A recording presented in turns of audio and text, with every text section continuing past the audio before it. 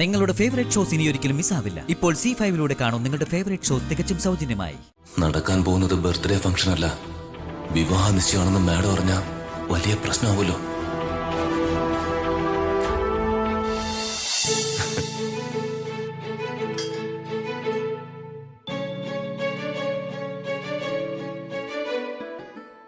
ഇത്ര മതിയോ?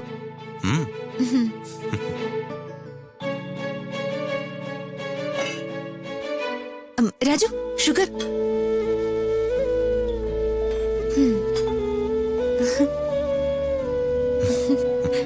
രാജു, രാധമ്മ ഉണ്ടാക്കുന്ന അതേ ടേസ്റ്റ് കിട്ടണം. ഏറ്റു മാഡം, അമ്മയുടെ കൈപ്പുണ്യാണ് എനിക്ക് കിട്ടിയിരിക്കുന്നതെന്നാ അച്ഛൻ പറയാറുള്ളത്. ഭക്ഷണം ഉണ്ടാക്കുന്ന കാര്യത്തിലേ അച്ഛനും പറയില്ലല്ലോ കേട്ടോ. ഞങ്ങളൊക്കെ ചെറുപ്പമായിരുന്നപ്പോ അമ്മയ്ക്ക് ചെറിയ പനിയൊക്കെ വരുമ്പോ അപ്പോ അച്ഛനായിരിക്കും ഞങ്ങക്ക് ഭക്ഷണം ഉണ്ടാക്കി തരാറ്. അയ്യോ,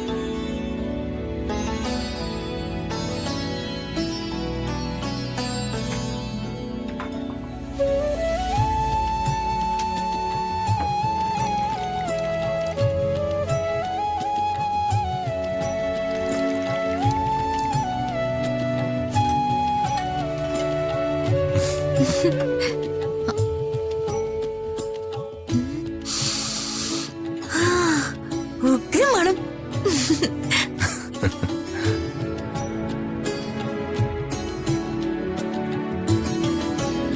ദീപക് സ്റ്റേറ്റ്സിലായിരുന്നല്ലേ പറഞ്ഞത്? സ്റ്റേറ്റ്സിൽ എവിടെയായിരുന്നു? ദീപക് ഡാലസിലായിരുന്നു. ആ,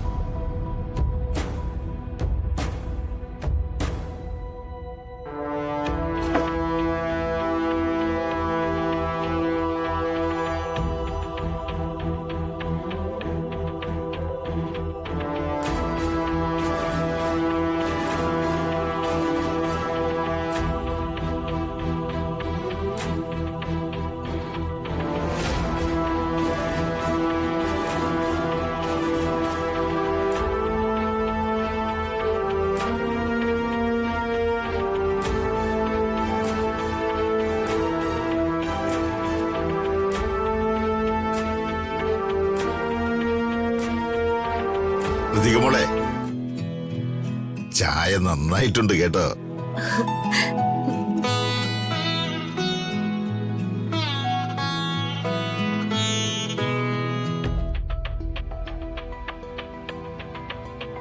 നല്ല കൈപുണ്യം.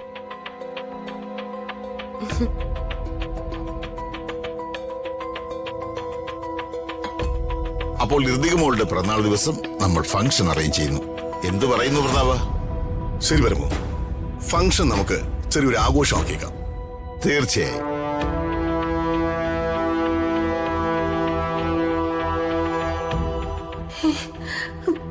ഞാനീ കേൾക്കുന്ന സത്യാണോ? അച്ഛൻ എന്റെ ബർത്ത്ഡേ ദിവസം ആഘോഷിക്കാൻ പോവാണെന്നോ? നടക്കാൻ പോകുന്നത് ബർത്ത്ഡേ ഫംഗ്ഷൻ അല്ല, വിവാഹ നിശ്ചയമാണെന്ന് മാഡം അറിഞ്ഞ വലിയ പ്രശ്നമാവുമല്ലോ.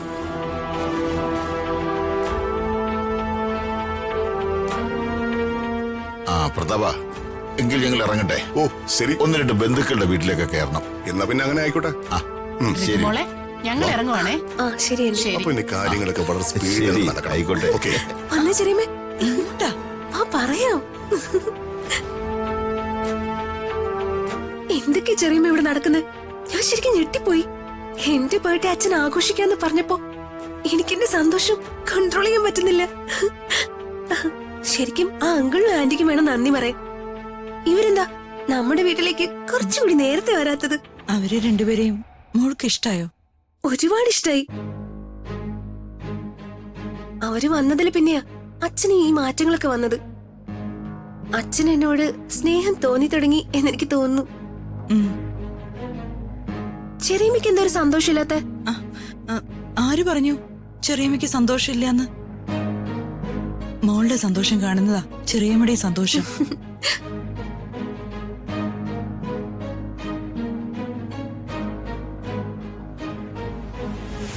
ഋതുമോളെ, ഇങ്ങ് വാ. ചെല്ല്. വാ മോളെ.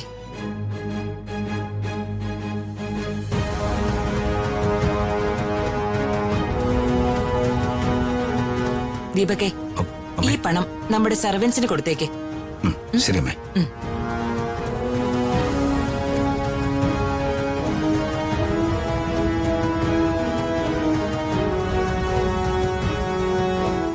നീ ഇവിടെ ഉണ്ടായിരുന്നോ? ദാ. എനിക്കോ? അമ്മ പറഞ്ഞത് കേട്ടില്ലേ? ഈ പണം ഈ വീട്ടിലെ ജോലിക്കാർക്ക് കൊടുക്കാൻ. നീ എന്താ ഈ വീട്ടിലെ ജോലിക്കാരനല്ലേ? ഈ വീട്ടിൽ നിന്നല്ലേ നീ ശമ്പളം വാങ്ങിക്കുന്നേ? ഇനിയിപ്പൊ ജോലിക്കാരനിലും ഉയർന്ന മറ്റേതോ സ്ഥാനാണെന്നാണോ നീ വിചാരിക്കുന്നത്? പിടിക്കടാ.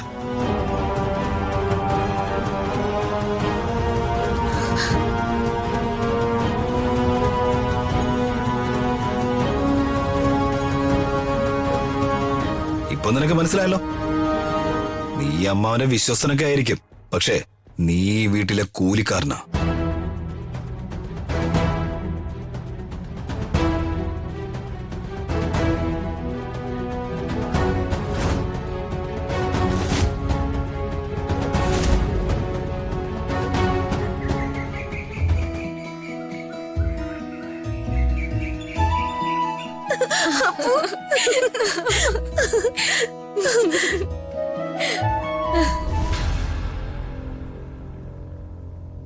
എന്റെ ബർത്ത്ഡേ പാർട്ടി നടത്താൻ അച്ഛൻ സമ്മതിക്കുന്നു.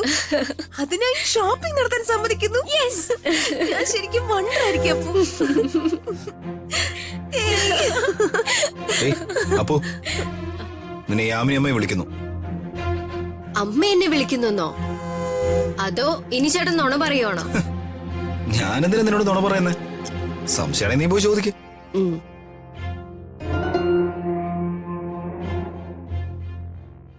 എന്ത് വേണം?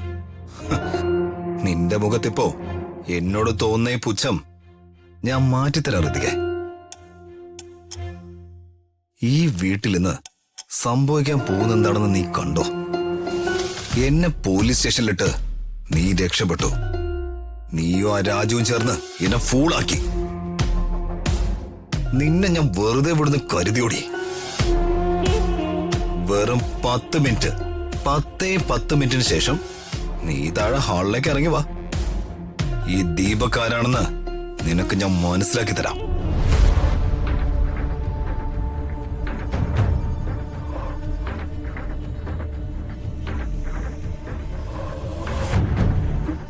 ദൈവമേ, ഇനി എന്ത് പുകിൽ അവൻ ഉണ്ടാക്കാൻ പോകുന്ന?